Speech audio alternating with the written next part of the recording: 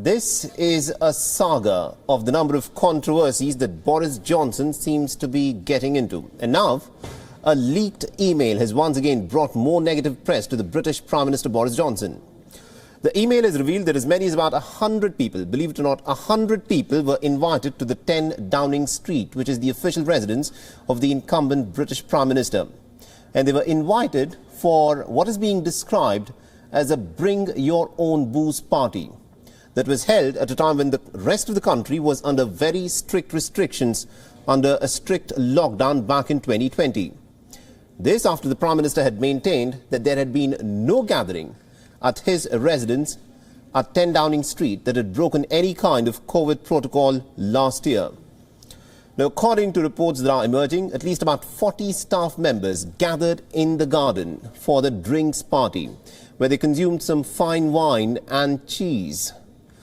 And the members who were involved in this party included the Prime Minister, Boris Johnson, his wife, Carrie. And even though at this time social mixing between households had been limited to just 2 people outdoors, the email reportedly was sent by the Prime Minister's private secretary to at least about 100 employees, all of whom worked in the Downing Street, on the 20th of May back in 2020. The email, accessed by the British broadcaster ITV, asked them to bring their own alcohol for the party, and I quote, "Make the most of the lovely weather." While the Prime Minister's office is yet to comment, these revelations, of course, have put Boris Johnson under tremendous pressure to explain his own role in the gathering. This, of course, is the latest blow to his leadership in recent months, which has faced quite a bit of a beating in the last few months. First, due to allegations of multiple gatherings held by the government officials when such meetings clearly violated COVID protocol. And then there's also this mounting anger over his handling of the pandemic. The London police, which had previously declined to investigate these allegations, has said that it is in contact with the Cabinet Office after widespread reporting of government officials breaching health protocols.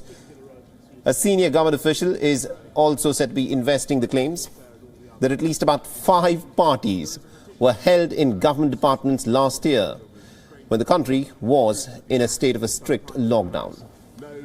And I told... All right, now to get us more information as to what all of this, of course, means and how damaging it is for Boris Johnson, we are joined in by our correspondent, Chris Jones, who's joining us live on this broadcast from London. Chris, thank you very much indeed for joining us on WION. Now, from the details that are now emerging of this leaked email, this is likely to cause more damage to the reputation of Boris Johnson, when at a time when the rest of the country was in a strict lockdown, the Prime Minister had been sending out emails, or at least his office was, for what is being described as a bring your own booze party.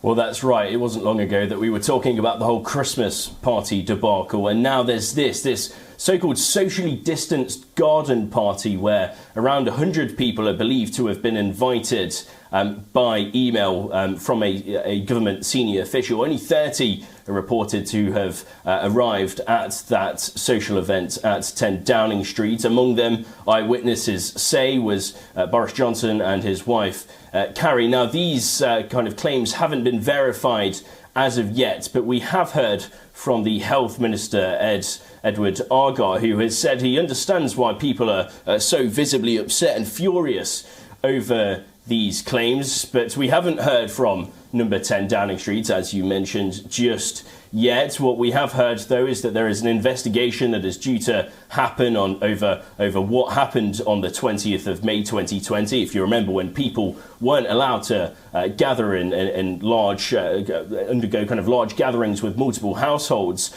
So a lot of pressure on Boris Johnson at the moment, and the London Met Police are also looking into what happened in May. They've said that they're in contact with the government over widespread reporting relating to alleged breaches of COVID rules. So a lot of pressure on Boris Johnson right now and his government, if there wasn't enough already.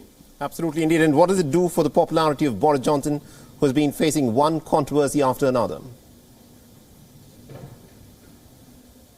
Well, yeah, one controversy after another. That's perfectly put, really. We had the kind of sleaze scandal where MPs were found to have broken lobbying rules. That then led to a by-election in North Shropshire, an area in the UK that is predominantly Conservative, and they'd held that seat for well over 100 years. They lost that, and then that kind of put more pressure on Boris Johnson's leadership. Then, of course, we had the Christmas party debacle. All of this is really bringing into question Boris Johnson's prime ministerial role and whether he is kind of capable of continuing to take on that role. We've had a YouGov poll that's been published in the last kind of day or so, which kind of spoke to 1,000 Conservative members across the UK. They were asked to give their opinion on Boris Johnson, and it's found that around a third think that he should step down and that the Chancellor of the Exchequer, Rishi Sunak, would perhaps be better suited to the role. So there's an incredible amount of Boris Johnson, of pressure on Boris Johnson